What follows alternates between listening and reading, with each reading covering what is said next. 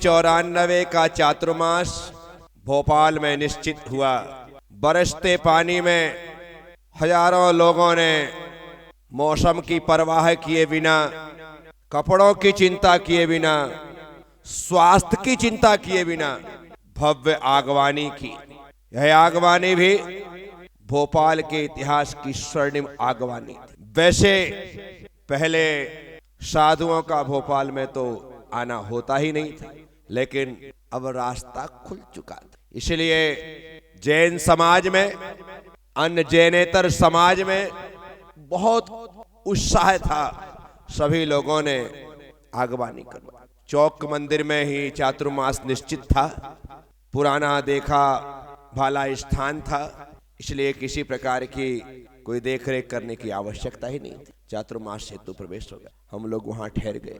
वहीं पर संपूर्ण व्यवस्थाएं थी। बाहर से आने वाले भक्तों के लिए कमरे भी वहीं थे, प्रवचन का हाल नीचे था, मंदिर सामने था, चौके घर घर लगने थे, सब कुछ वहीं बिल्कुल व्यवस्थित। चातुर्मास पूरे हर्षोल्लास के साथ, जोश खरोश के साथ प्रारंभ हुआ। पिछले प्रवास में ही उच्च शिक्षा मंत्री मुकेश जी नायक अच्छे खासे भक्त बन चुके थे। उनका प्रतिदिन ही मानिए कि घंटे 2 घंटे के लिए आना, बैठ करके चर्चा करना। उन्होंने तरुण सागर जी महाराज की एक बुक थी, नाम तो उतर गया दिमाग से, उसका उन्होंने संपादन किया था। यानी कि ज्ञानी भी थे और ज्ञान की जिज्ञासा भी थी। उनके साथ साथ लगातार मैंने कहा ना कि मंत्री संतुओं का आना वहां पर आम बात थी। इस कारण से तरुण सागर जी का नाम दिन प्रतिदिन बड़े से बड़ा होता चला जा रहा था। शरीर में, उम्र में, कद में, काठी में बहुत छोटे थे, लेकिन हिम्मत, जुनून जो था वो 7वें आसमान को छूता। और वही वजह रही कि उन्होंने इतनी सी उम्र में इतनी ऊंचाई को हासिल किया, क्योंकि उनकी डिक्शनरी में असंभव शब्द नहीं था। वे जो ठान लेते थे वो होता था, वो करके रहते थे नहीं, वो होता था। उन्होंने सोच लिया मतलब होगा, ऐसी उनमें अदम्य क्षमता थी, साहस था। उसके बाद, उनके बाद आज तक ऐसा कोई साधु धरती में पैदा हुआ ही नहीं। लोग कोशिश करते तरुण सागर बनने की, लेकिन बनना और होना में जमीन आसमान का अंतर होता है। तरुण सागर हुए, बने नहीं, इसलिए अद्भुत थे वो। उन्होंने जो दुनिया को दिया, मेरे ख्याल से कोई दे नहीं पाया और आगे किसी से अभी ऐसी उम्मीद दिखती नहीं। तो शानदार चातुर्मास चल रहा है। भोपाल के चातुर्मास की सबसे बड़ी बात और विशेषता एक ही थी कि वहां संध्याकालीन आनंद यात्रा के समय प्रतिदिन नामकरण संस्कार होता था। प्रतिदिन लोग अपने अपने बच्चों को, छोटे छोटे बच्चों को लेकर के आते थे और वहां पर लेटाते थे। हम लोग आनंद यात्रा के दरमियान ही उन्हें पीछे लगा करके नमोकारमन सुनाते थे। कभी तरुण सागर जी बोलते थे प्रज्ञा सागर जी तुम नाम रखो, कभी वो नाम रखते थे, बस दोनों मिलकर के बच्चों के नामकरण। ये सबसे बड़ी विशेषता थी वहां की आनंद यात्रा की। पर इतना बड़ा शहर था और आराम से रोज 1 क्या 2 2 4 4 रह जाते थे कई बार, और वो नामकरण सबसे अच्छी प्रक्रिया थी। इसलिए आज भी भोपाल में जो लोग रहे वो कहते महाराज जी आपने हम उस समय हमारा नाम रखा था, हमारा नाम रखा था, हमारे बेटे का नाम रखा था, उस समय बोलते, क्योंकि वहीं पर एक ऐसी शानदार प्रक्रिया उचलती। तरुण सागर जी महाराज ने उसी चातुर्मास के दरमियान एक विचार किया कि विशाल स्तर पर एक छोटा सा विधान बहुत बड़े लेवल पर करना चाहिए। छोटा सा विधान हो जिसमें अर्घ कम हो लेकिन समय पूरा, ताकि लोग पूरा आनंद ले सके। अन्यथा क्या है, लंबा विधान होता है और समय कम होता है तो स्वाहा स्वाहा हो जाता है। तरुण सागर जी शुरू से इस बात के पक्षधर नहीं रहे कि एक दिन में 25-30 अर्घ चढ़ाओ, 50 अर्घ चढ़ाओ, बस इससे ज्यादा नहीं होना बाकी कल, ताकि कम से कम तुम अच्छे से शांति से बैठ करके हाँ यार 50 ही अर्घ चढ़ाना है तो चढ़ा लेंगे, तो आदमी खुश होता है। तो 1000 अर्घ आ जाते हैं तो आदमी की कमर तो पहले ही बैंड हो जाती है। तो उन्होंने नाम दिया श्रीमद भगवत जिनेन्द्र महाअर्चना। श्रीमद भगवत जिनेन्द्र महाअर्चना। दशहरा मैदान में कार्यक्रम रखा। सैकड़ों नाम विधान में बैठने वालों, सैकड़ों, आप हजारों भी कह सकते हैं, ऊपर भी जाएं तो कोई तकलीफ नहीं, इतने नाम। 3 दिन का विधान था सिर्फ, और विधान था शांति विधान। कौन सा विधान? शांति विधान 3 दिन में करना था और नाम दिया था श्रीमद भगवत जिनेन्द्र महाअर्चना। क्या उसकी बोलियां लगी, चक्रवर्ती बनाया उस समय। 1994 में पैसा कितना कीमती था, कितना महत्वपूर्ण था, ये आप सोचो। उस समय पीसी जैन ने 1 लाख रुपए की बोली, चक्रवर्ती बन गए। अब आप विचार करना, वो बोली ली। और उस समय पीसी जैन की हैसियत 11,000 की नहीं थी और बोली ले ली 1 लाख। खुद बोलते, उनके बच्चे ही बोलते, आज भी हैसियत ही नहीं। तरुण साहब ने कहा कि ऋषिजन साहब आपको चक्रवर्ती बनना है, बोली लगाना, गुरुदेव की आज्ञा। अब सब कुछ बेच करके भी चुकाना पड़े तो चुकाऊंगा। और 1 लाख रुपए की बोली, चक्रवर्ती बन गए। आज भी उनका परिवार भोपाल में चक्रवर्ती परिवार के नाम से ही जाना जाता है। आज भी उनके परिवार, अब पीसी जैन नहीं है लेकिन परिवार चक्रवर्ती परिवार। इतना ही नहीं, फिर चक्रवर्ती वो व्यक्ति बना, अब देखना चमत्कार, चक्रवर्ती बनने के बाद उसका ऐसा पुण्य जागृत हुआ जिसकी हैसियत नहीं थी। उधार लेकर के पैसा बाजार से ला करके चक्रवर्ती का पैसा चुकाया, उधार लेकर के वो बोली का पैसा दिया, लेकिन उन ऐसा पुण्य जागृत हुआ, ऐसा पुण्य जागृत हुआ, ऐसा पुण्य जागृत हुआ कि देखते देखते वो हकीकत में चक्रवर्ती जैसा हो गया।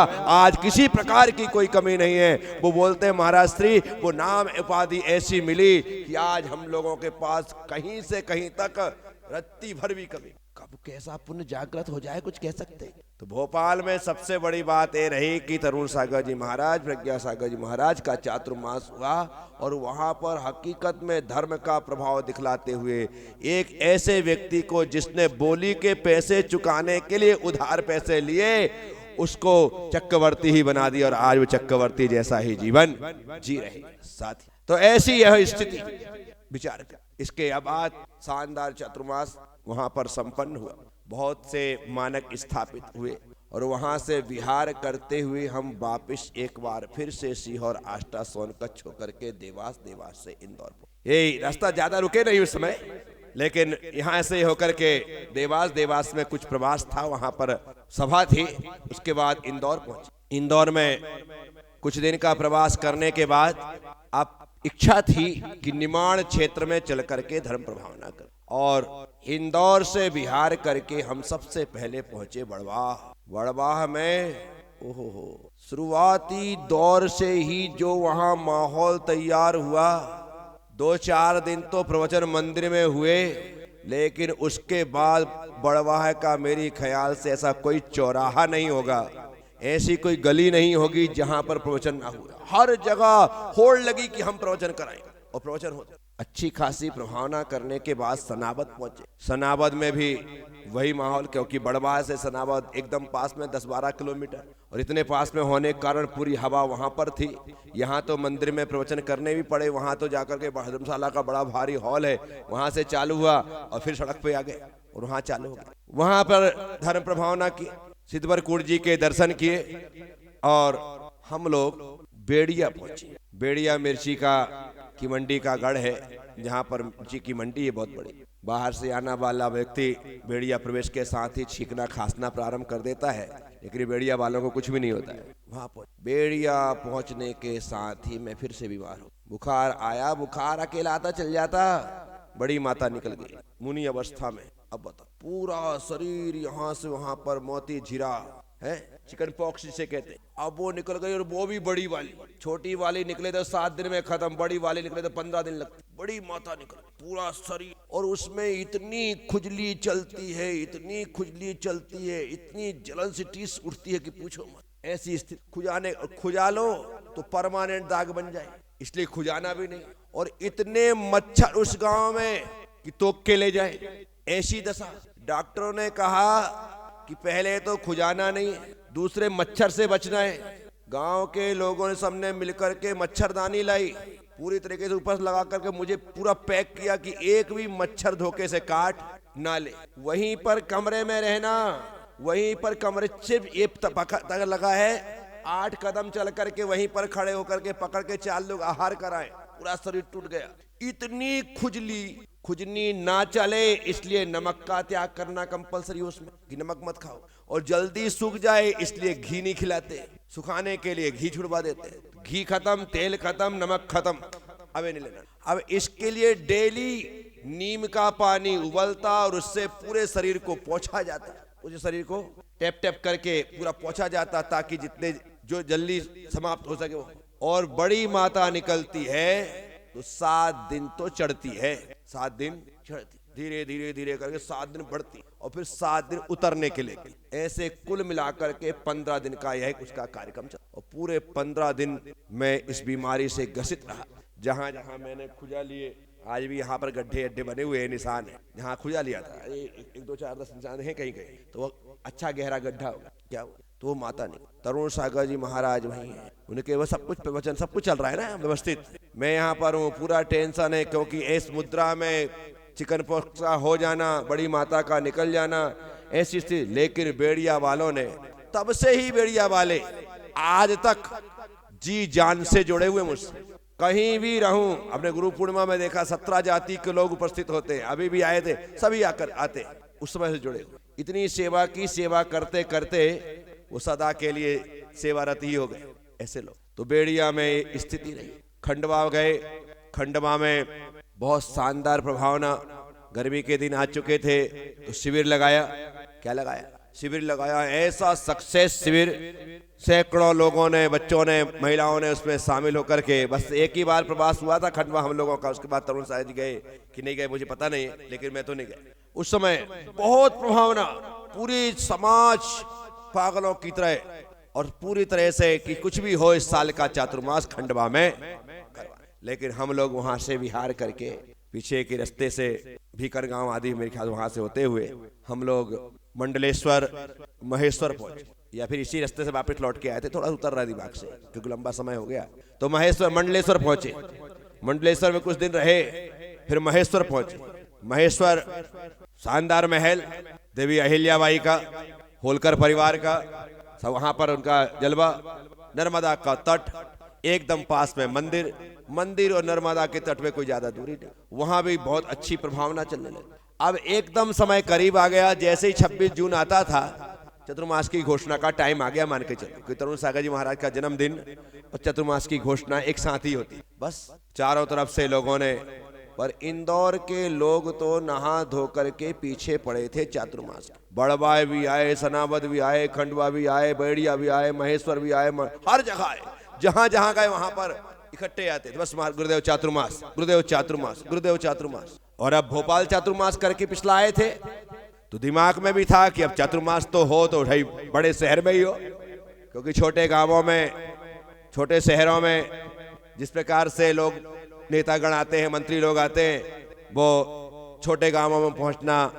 बड़ा मुश्किल हो जाता है, दिमाग में तो था ही।